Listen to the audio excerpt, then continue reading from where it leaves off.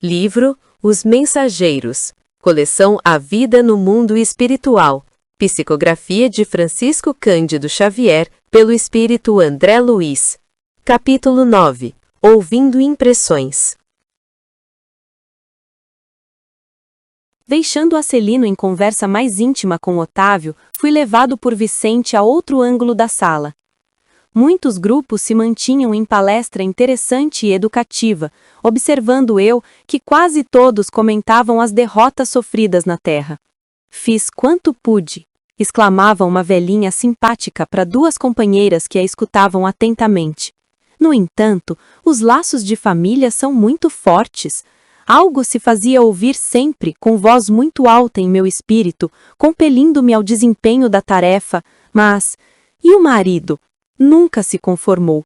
Se os enfermos me procuravam no receituário comum, agravava-se-lhe a neurastenia. Se os companheiros de doutrina me convidavam aos estudos evangélicos, revoltava-se, ciumento. Que pensam vocês? Chegava a mobilizar minhas filhas contra mim. Como seria possível em tais circunstâncias atender a obrigações mediúnicas? Todavia, ponderou uma das senhoras que parecia mais segura de si, sempre temos recursos e pretextos para fugir às culpas. Encaremos nossos problemas com realismo. Há de convir que, com o socorro da boa vontade, sempre lhe ficariam alguns minutos na semana e algumas pequenas oportunidades para fazer o bem. Talvez pudesse conquistar o entendimento do esposo e a colaboração afetuosa das filhas se trabalhasse em silêncio, mostrando sincera disposição para o sacrifício.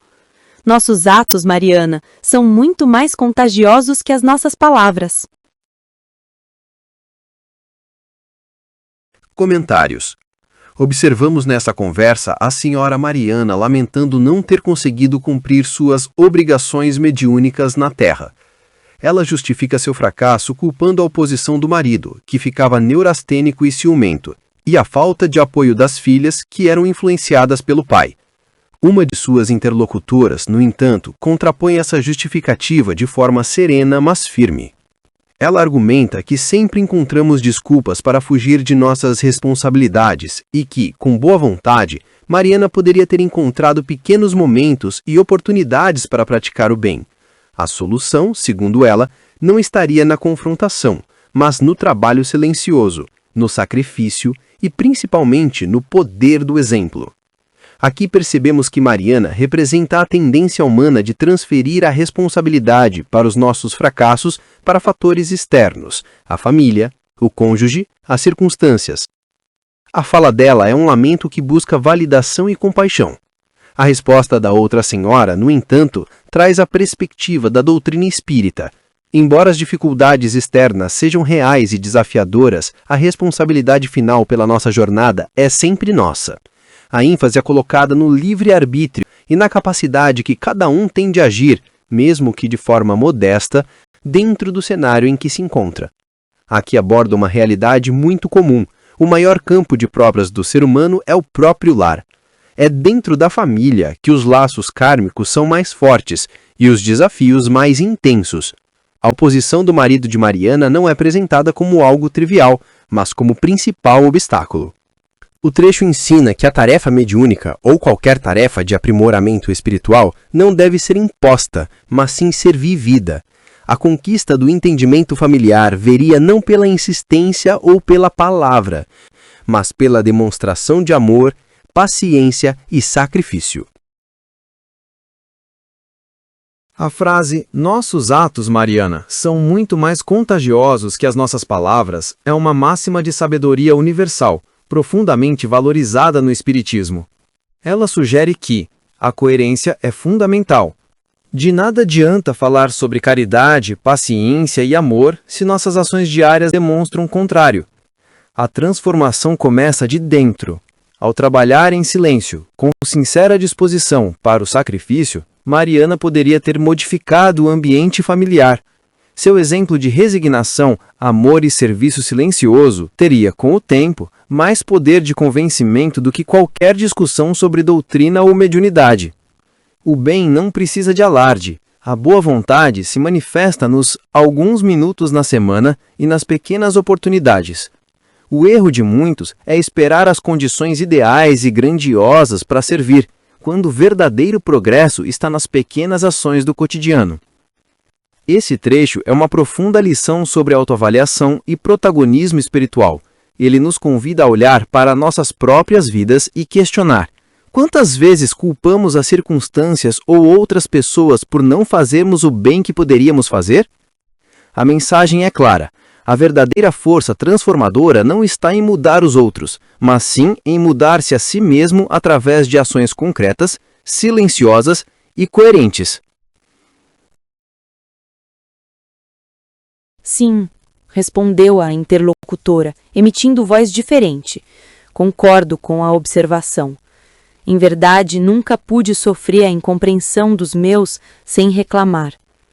Para trabalharmos com eficiência, tornou a companheira sensata, é preciso saber calar antes de tudo.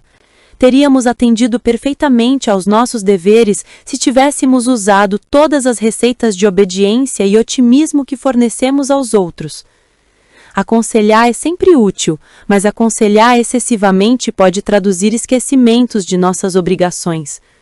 Assim digo, porque meu caso, ao dizer, é muito semelhante ao seu. Fomos ao círculo carnal para construir com Jesus, mas caímos na tolice de acreditar que andávamos pela terra para discutir nossos caprichos. Não executei minha tarefa mediúnica em virtude da irritação que me dominou, dada a indiferença dos meus familiares pelos serviços espirituais. Nossos instrutores aqui muito me recomendaram antes que para bem ensinar é necessário exemplificar melhor. Entretanto, por minha desventura, tudo esqueci no trabalho temporário da terra. Se meu marido fazia ponderações, eu criava refutações. Não suportava qualquer parecer contrário ao meu ponto de vista em matéria de crença, incapaz de perceber a vaidade e a tolice dos meus gestos. Das irreflexões nasceu minha perda última, na qual agravei de muito as responsabilidades. Quase mensalmente, Joaquim e eu nos empenhávamos em discussões e então trocávamos apenas os insultos contundentes, mas também os fluidos venenosos, segregados por nossa mente rebelde e enfermiça. Entre os conflitos e suas consequências, passei o tempo inutilizada para qualquer trabalho de elevação espiritual.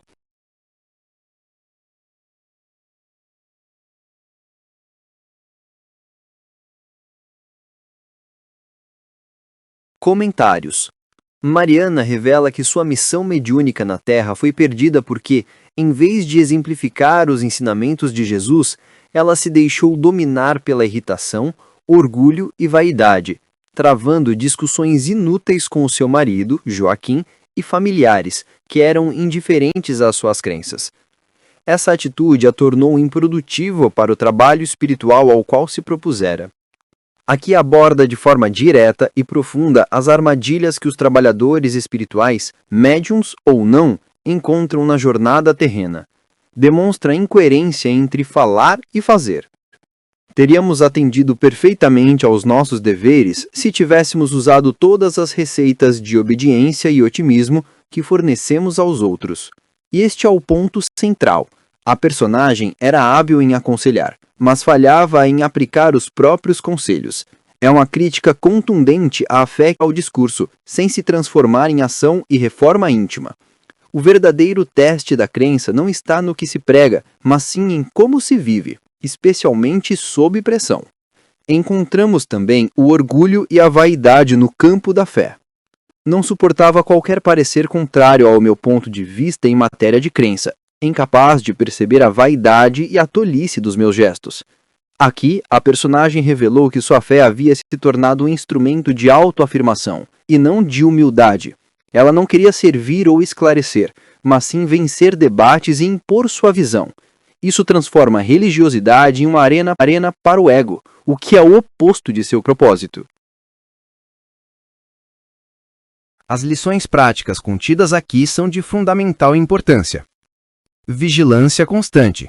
É preciso vigiar os próprios pensamentos e reações, principalmente em casa, que é nosso principal campo de provas. Humildade na fé. A verdadeira sabedoria espiritual se manifesta na capacidade de ouvir, respeitar e calar, e não na necessidade de estar sempre certo. O serviço começa no lar. A maior caridade e o maior apostolado começam na paciência e na tolerância com os nossos familiares mais próximos. Ação acima de tudo. Mais vale um pequeno ato de amor e paciência do que 1000 sermões eloquentes. O exemplo é a ferramenta mais poderosa de transformação. Aqui encontramos um alerta profundo sobre como o orgulho, a intolerância e a falta de vivência prática dos ensinamentos podem anular completamente uma nobre missão espiritual, transformando o trabalhador em uma fonte de conflito, em vez de um ponto de luz. As lições práticas contidas aqui são de fundamental importância. Vigilância constante. É preciso vigiar os próprios pensamentos e reações, principalmente em casa, que é nosso principal campo de provas. Humildade na fé. A verdadeira sabedoria espiritual se manifesta na capacidade de ouvir, respeitar e calar, e não na necessidade de estar sempre certo. O serviço começa no lar. A maior caridade e o maior apostolado começam na paciência e na tolerância com os nossos familiares mais próximos. Ação acima de tudo. Mais vale um pequeno ato de amor e paciência do que 1000 sermões eloquentes. O exemplo é a ferramenta mais poderosa de transformação. Aqui encontramos um alerta profundo sobre como o orgulho, a intolerância e a falta de vivência prática dos ensinamentos podem anular completamente uma nobre missão espiritual, transformando o trabalhador em uma fonte de conflito em vez de um ponto de luz. Nesse instante, chamou-me Vicente para apresentar um amigo. Ao nosso lado, outro grupo de senhoras conversava animadamente. Afinal, Ernestina, indagava uma delas mais jovem, qual foi a causa do seu desastre? Apenas o medo, minha amiga, explicou-se a interpelada. Tive medo de tudo e de todos. Foi o meu grande mal. Mas como tudo isto impressiona? Você foi muitíssimo preparada. Recordo-me ainda das nossas lições em conjunto. As instrutoras do esclarecimento confiavam extraordinariamente no seu concurso. Seu aproveitamento era um padrão para nós outras. Sim, minha querida Lesta, suas reminiscências fazem-me sentir com mais clareza a extensão da minha bancarrota pessoal. Entretanto, não devo fugir à realidade. Fui a culpada de tudo. Preparei-me o bastante para resgatar antigos débitos e efetuar edificações novas. Contudo, não vigiei como se impunha. O chamamento ao serviço ressoou no tempo próprio, orientando-me o raciocínio a melhores esclarecimentos. Nossos instrutores me proporcionavam os mais santos incentivos, mas desconfiei dos homens, dos desencarnados e até de mim mesma. Nos estudiosos do plano físico, enxergava pessoas de má fé. Nos irmãos invisíveis, presumia encontrar apenas galhofeiros fantasiados de orientadores. E em mim mesma, receava as tendências nocivas. Muitos amigos me tinham conta de virtuosa pelo rigorismo das minhas exigências. Todavia, no fundo eu não passava de enferma voluntária, carregada de aflições inúteis. Foi uma grande infantilidade à parte, retrucou a outra. Você olvidou que na esfera carnal, o maior interesse da alma é a realização de algo útil para o bem de todos, com vistas ao infinito e à eternidade. Nesse mistério, é indispensável contar com o assédio de todos os elementos contrários. Ironias da ignorância, ataques da insensatez, sugestões inferiores da nossa própria animalidade surgirão com certeza no caminho de todo trabalhador fiel. São circunstâncias lógicas e fatais do serviço, porque não vamos ao mundo psíquico para descanso injustificável, mas para lutar pela nossa melhoria a despeito de todo impedimento fortuito. Comentários. O questionamento de Lesta é direta. Qual foi a causa do seu desastre? A resposta de Ernestina é o cerne de toda a lição. Apenas o medo, minha amiga, explicou-se a interpelada. Tive medo de tudo e de todos. Foi o meu grande mal. Ernestina não culpa terceiros, circunstâncias externas ou a dificuldade da tarefa. Ela assume a responsabilidade e aponta para uma falha interna, um sentimento que a paralisou completamente: o medo, que se desdobrou em desconfiança generalizada. Ernestina detalha como o medo sabotou sua missão, apesar de estar muito bem preparada. Preparação sólida. Lesta a lembra: você foi muitíssimo preparada, seu aproveitamento era um padrão para nós outras. Mostra que o conhecimento teórico e o planejamento espiritual não garantem o sucesso. A prova real está na execução. Desconfiança generalizada. O medo a levou a duvidar de todos os pilares de apoio. Dos encarnados.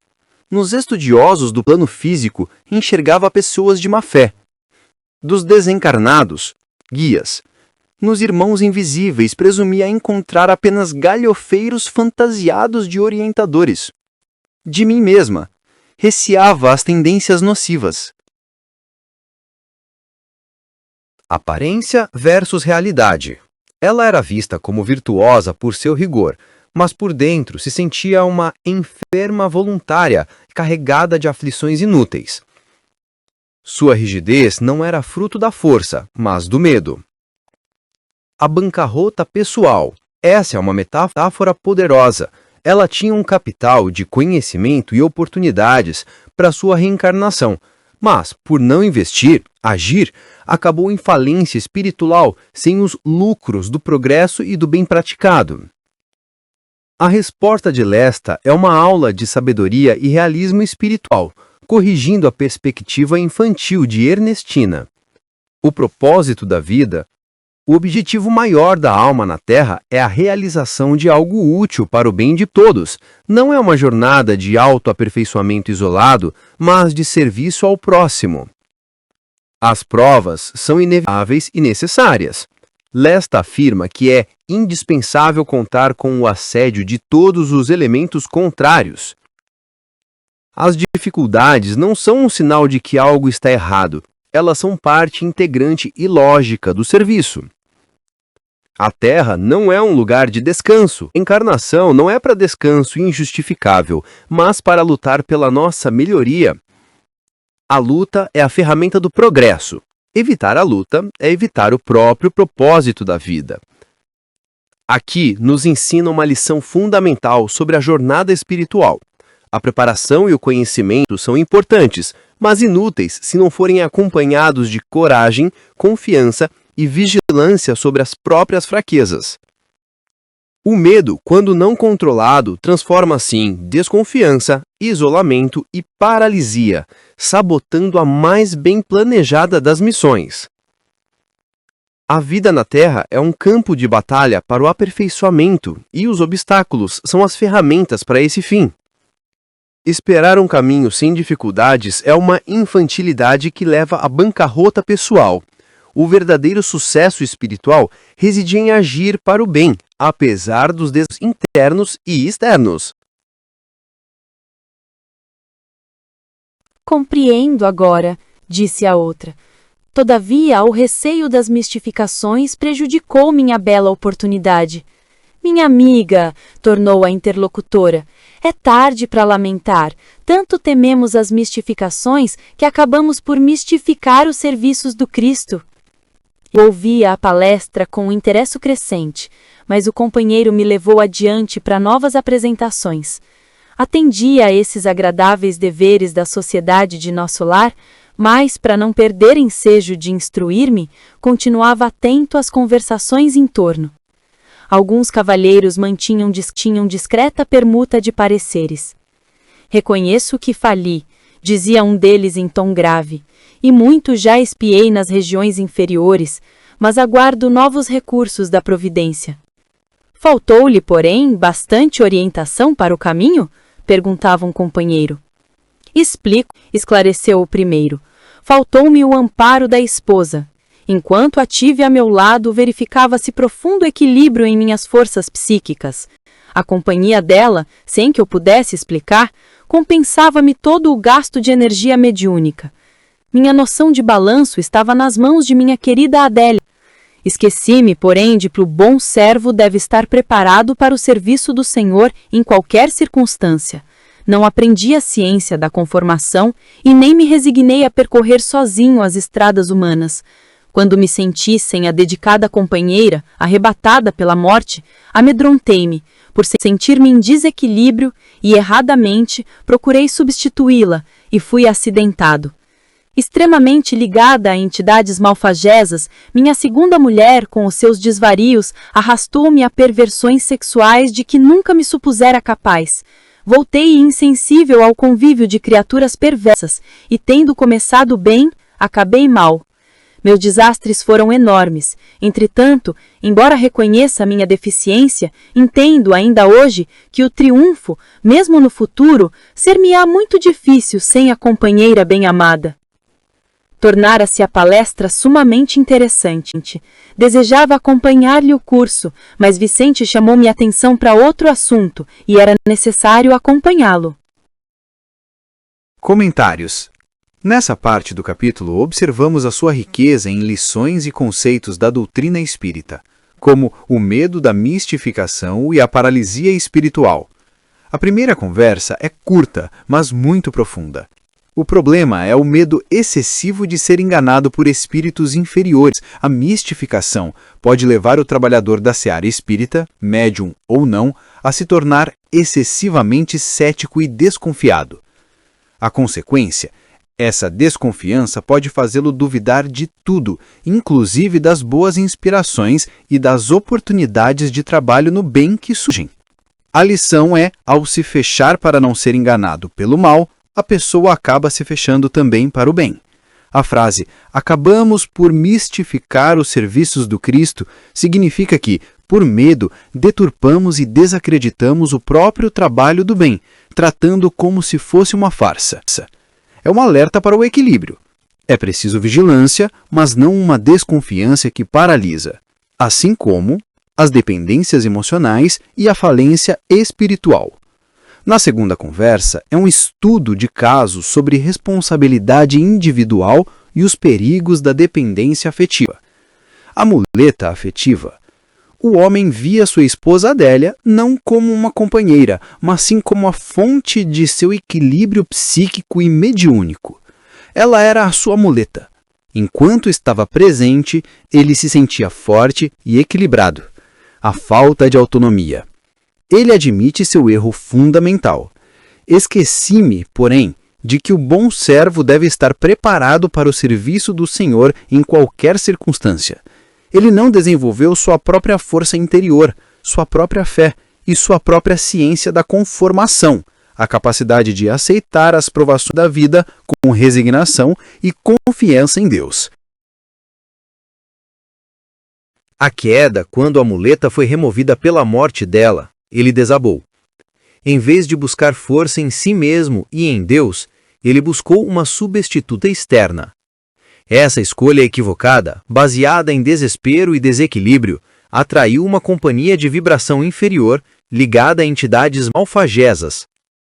Lei de atração. Sua segunda esposa era um reflexo de seu próprio estado interior de desequilíbrio. Ela o arrastou para perversões sexuais, mostrando como a queda moral e a sintonia com espíritos inferiores estão interligadas.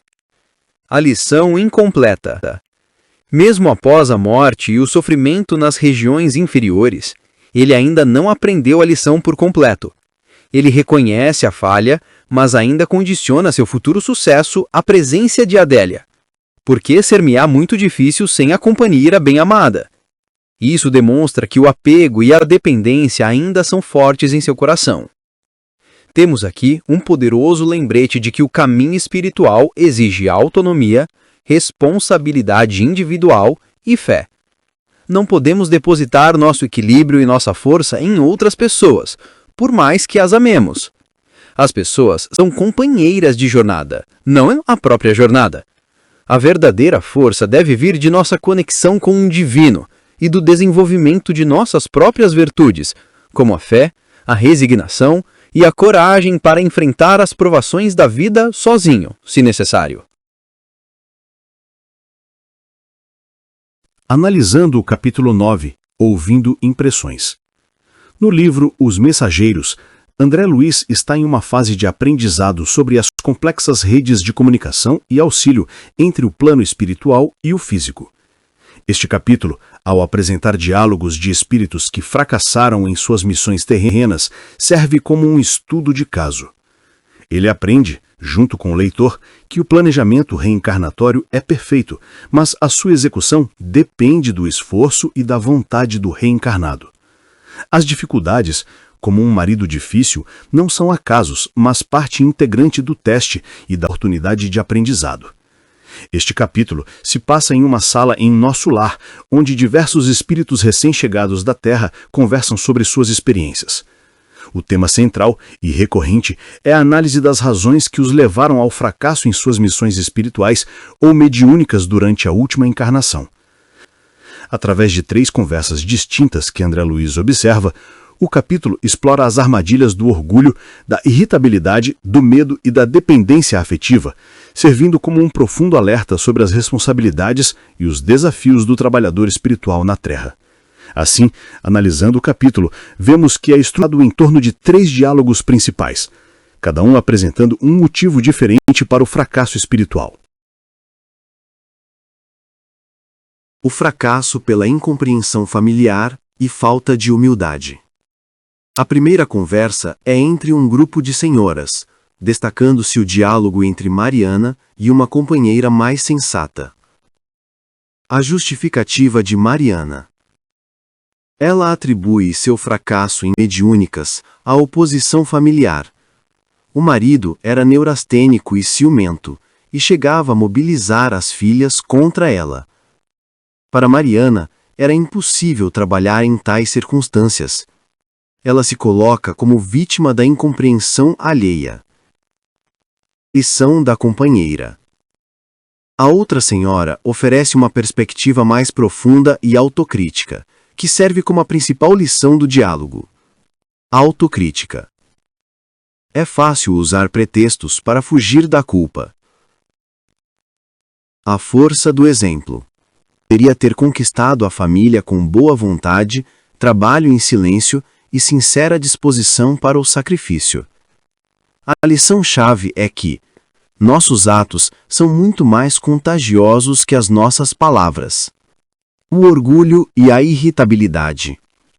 A outra senhora revela que seu caso foi semelhante. Ela não falhou pela indiferença da família, mas pela própria irritação e vaidade. Em vez de servir a Jesus, ela se perdeu em discussões, defendendo seus pontos de vista e trocando fluidos venenosos com o marido.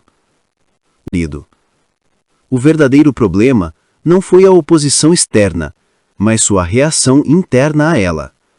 A receita do sucesso. Para trabalhar com eficiência, é preciso saber calar antes de tudo e aplicar a si mesmo os conselhos de obediência e otimismo que se dá aos outros. 2. O fracasso pelo medo e pela suspeita.